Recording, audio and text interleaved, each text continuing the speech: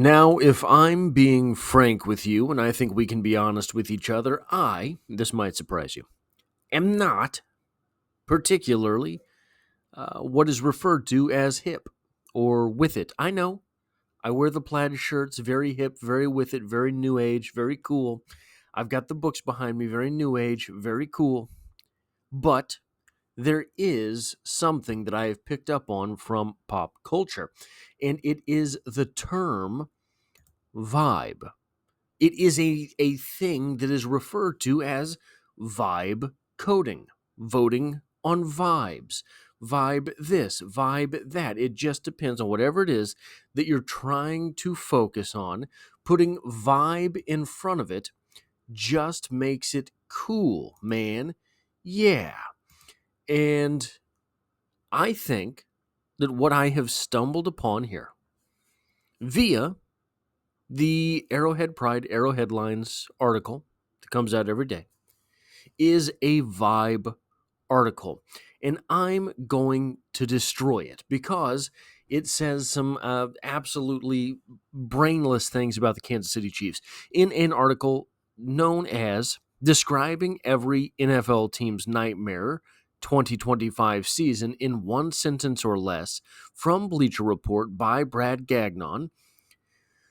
We get a sort of haphazard, hapless type of summary of what the Chiefs' worst case scenario for 2025 would be. And look, I get it. It's sort of the gist of the article, but it's half-truths. It's things that are sort of not particularly well thought out. And the guy, it's one sentence, right?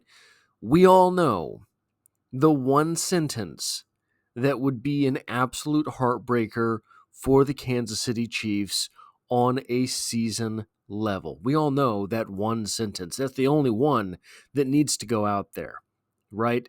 And I'm glad the article did not go that route. Mr. Gagnon did not go that route, but the blurb for the Kansas City Chiefs does attack them on three levels, and they're all completely nonsensical. Of the Kansas City Chiefs, the article in question says about the team's nightmare 2025 season, right? So keep that in mind. The other shoe drops for an increasingly shallow roster and a struggling quarterback. And the law of averages kicks in for a team that has won 17 consecutive one-score games. Don't worry, guys. We're going to go by this bit by bit and absolutely destroy it. An increasingly shallow roster, the article says. Well, here's what we're going to do. It's 2025. We're going into the 2025 season. I want to go back one rookie contract length, 2021. We'll go back just to the 2021 season. And this is the Kansas City Chiefs depth chart projection from August 30th, 2021 from CBS. Patrick Mahomes, no surprise there. Look at this running back room. The running back room for the Kansas City Chiefs at that time was Clyde Edwards-Helaire, Darrell Williams, and Jerick McKinnon, somehow being third despite the fact that all of us know that Jerick McKinnon was absolutely the most dynamic running back in that room. So you compare that today with Isaiah Pacheco, who say what you want about, but the guy's got nearly 2 1,000-yard seasons. Kareem Hunt, who was an absolute beast for a while. Elijah Mitchell, who, and we're going to get through a lot of the what ifs on this roster. If Elijah Mitchell is healthy, I think he starts for half the NFL. Now, maybe not 100% he's your bell cow back, but he can start games for half of the NFL. At least. If the bar there is, could he spot start for your team? It's way more than 16. And then Brashard Smith, who looks a lot like that number 3 running back from the 2021 running back room. Fullback, Michael Burton. Don't care about the position. I mean, we're not going to see a whole lot of it. Actually, I don't know if they even include one down here. No. They do. They do include Carson Steele. Probably that's a push. We're going to be very honest with each other. Wide receiver, Tyreek Hill, space.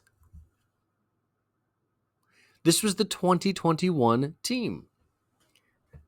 Tyreek Hill, Mecole Hardman was number 2. Now, the wide receivers seem so bad the last couple of years because they didn't have a Tyreek Hill. Tyreek freaking Hill is a generational type talent at the wide receiver position. Love him or hate him. I could take or leave a lot of the stuff that comes in the Tyreek Hill package, but on the field, that is an absolute top 3 wide receiver in the NFL, game changer. So when you take that out of the lineup, it can feel a lot worse very quick when there's no superstar that can just kind of always be open. So Tyreek Hill, number 2 is Mecole Hardman. Number 3, Demarcus Robinson. Then, so right off the bat, Demarcus Robinson has had a good season since he left, right? I think he had, top of my head, not looking at it, I think he had like a 500-yard season. Could be completely making that up. Mecole Hardman couldn't get on the field for the freaking Jets. Byron Pringle, borderline NFL roster. Marcus Kemp, not an NFL talent. Doris Fountain, not an NFL talent. Today, at the wide receiver spot for the Kansas City Chiefs, Rashee Rice has had nearly a 1,000-yard season as a rookie. Hollywood Brown has had a 1,000-yard season. Now, he has a bell curve of a career in that he goes from like 500, 700, 1,000, 700, 500, right? And then down to last season. But he was injured. Okay. But he has 1,000-yard potential. Xavier Worthy had a very good rookie season. A lot of touchdowns, even if the yardage mark wasn't the greatest for a rookie. He did produce, however, in line with his draft position. I believe something like he was the 4th or 5th wide receiver taken, and he had the 4th or 5th number of yards, right? So not terribly impressive, but he did get better as the season went on. Then you have, so all 3 of those guys, NFL guys, versus you go up here to the 2021 season, you have a superstar, but then you have 2 guys that are like, yeah, well, maybe they're NFL talents. You have 3 there. You have an aged Juju Smith-Schuster, who is absolutely an NFL talent, and Jalen Royals, who I'm going to give the benefit of the doubt and just say that as a 5th wide receiver, he will be listed there as a 5th wide receiver. I think he could be the 3rd guy for us, but we'll just say 5th. Comparing him to Marcus Kemp, Doris Fountain, woof. You would have a hard time. You would have a hard time putting them on the same field. Then you have Sky Moore, who hasn't done a whole lot in the NFL, but we have to also acknowledge he's done a whole lot more than Doris Fountain. So at wide receiver and running back, it appears the 2025 roster has the edge. What about tight end? Travis Kelce, Blake Bell, Noah Gray, Jody Fortson, fringe NFL talent. So you're comparing Travis Kelce, Blake Bell, Noah Gray. Obviously, you're comparing prime-ish, Travis Kelce. But then you have Noah Gray, you have Jared Wiley, and then we have an interesting rookie in Jake Brenningstool. But I would give the edge not on potential, but on actual NFL productivity to the 2021 roster, right? Blake Bell was not the greatest tight end. He was a great asset. So then you add in Noah Gray and a better Travis Kelce. Okay, great. Let's look at the offensive line. Orlando Brown at left tackle. Now, I don't know. I hated Orlando Brown just because of his attitude. And he was serviceable, right? He wasn't great, but he wasn't the worst in the world. And then you had Lucas Niang at right tackle, scheduled to start before the season. Now, this ended up being Andrew Wiley, right? But Lucas Niang was penciled in as the starter. Joe Thuney, Creed Humphrey, Trey Smith. So the center of that line, you would have to give the edge to the 2021 class because Creed Humphrey and Trey Smith are still here, but Joe Thuney is gone, leaving Mike Caliendo. Jalen Moore, maybe this is sour grapes. I understand. I am willing to accept. Perhaps I am wrong. Jalen Moore looks better to me at offensive tackle when you're talking about a guy having to perform. So Orlando Brown, for as big as he is, was terrible in the running game. Absolutely confounding, right? Because he weighed 933 pounds, but terrible in the running game. Juwan Taylor, I'm going to give the edge over Andrew Wiley, Lucas Niang. So, what about the backups? Josh Simmons, again, if he's healthy, is absolutely the best left tackle on the roster, absolutely the best left tackle out of either of these teams, the best left tackle with whom Patrick Mahomes has ever played. Kingsley Suamataia, I think, is going to be your actual left guard. I don't think it's going to be Mike Caliendo. Hunter Nourzad looks like a guy who can grow into an NFL starter to me. Wanye Morris, I think, is, when you start looking at these other guys, like, is he Mike Rimmers? Wanye Morris, I would take Wanye Morris over Mike Rimmers. Over Laurent Duvernay-Tardif, I would take Wanye Morris over LTD. What about Austin Blythe? I would take Wanye Morris. So I think that the offensive line edge goes to the 2025 Kansas City Chiefs. And this might seem like I'm being pedantic, okay? But the article said an increasingly shallow roster, and I'm taking you back 4 seasons, one full-length NFL rookie contract just to look. Okay, so what about the defense? We've got the defense down here. Starters across that defensive line, Jarran Reed, who had accomplished some things in his NFL career, but was seriously diminished by the time he suited up for the Kansas City Chiefs. Chris Jones was still Chris Jones, Derek Nottie at edge, and Frank Clark. Versus today's starters, George Karlaftis and Chris Jones, Mike Pennel, Mike Dana. I would say that Mike Dana is no worse than Frank Clark. No worse than Frank Clark. Mike Dana, I would trust more in certain situations than Frank Clark. Maybe not the playoffs.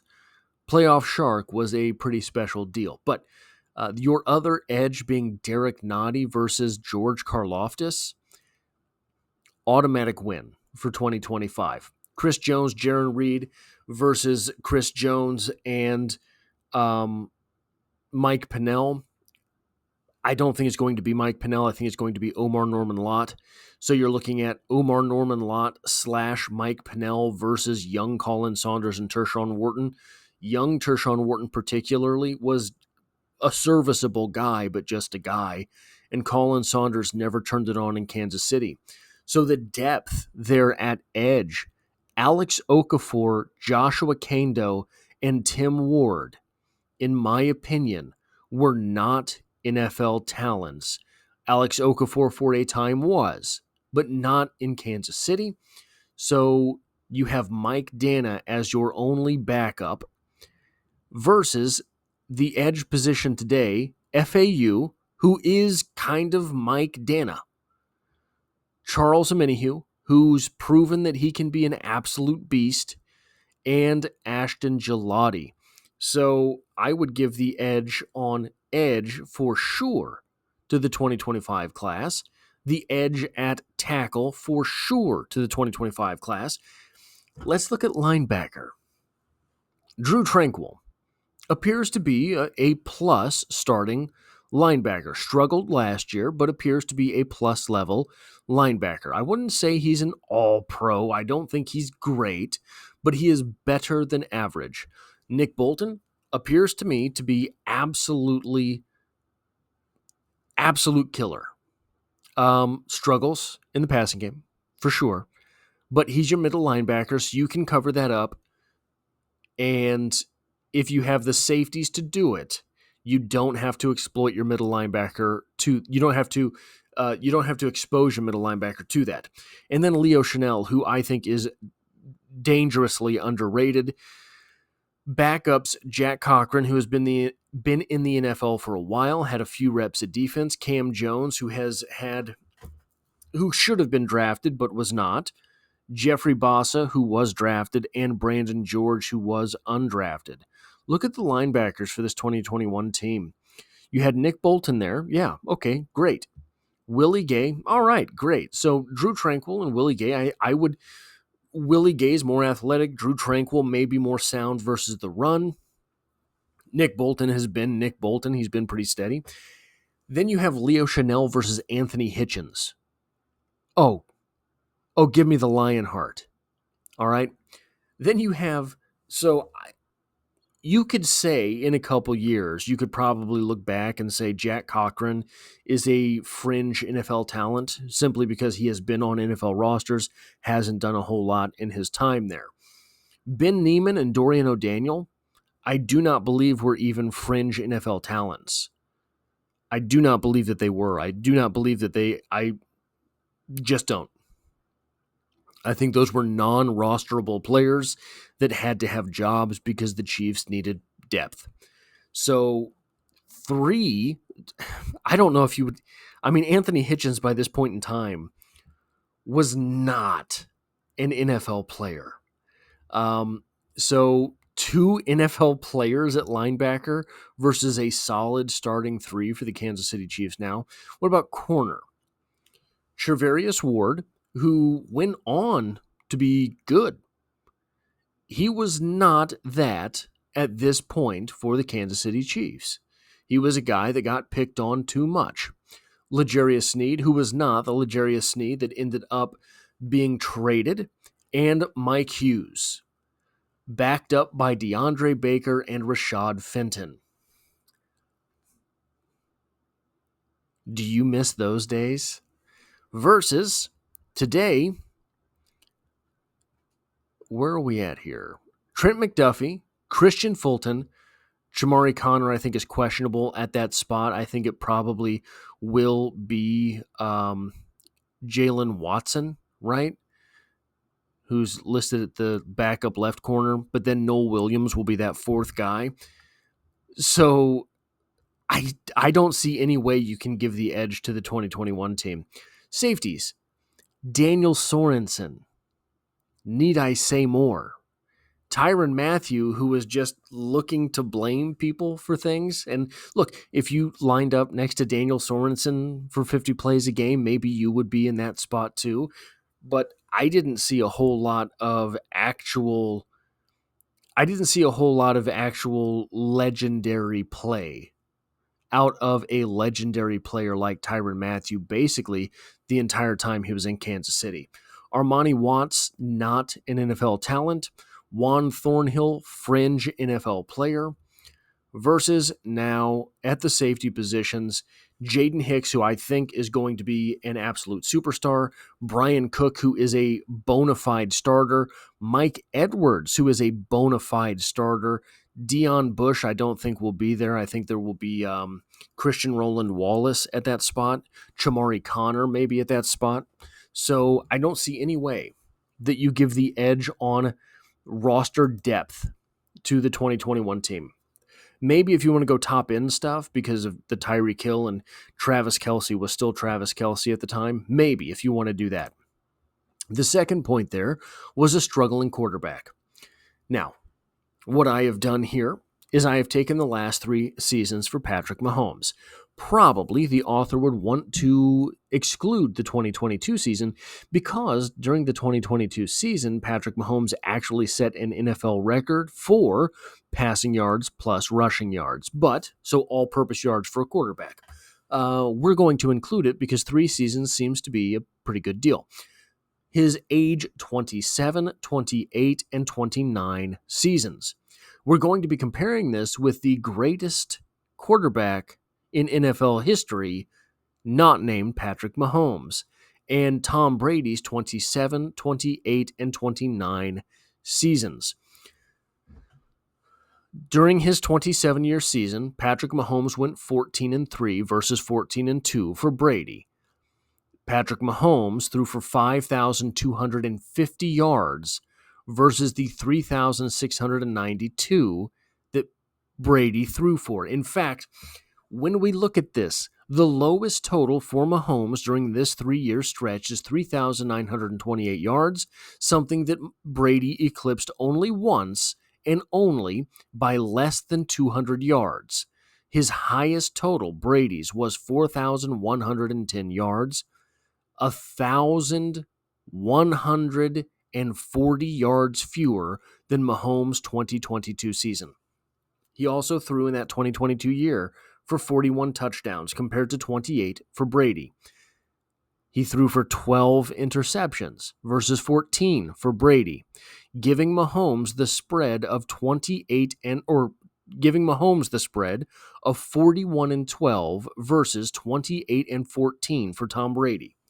The next season, 28 years old, Patrick Mahomes went 10-6.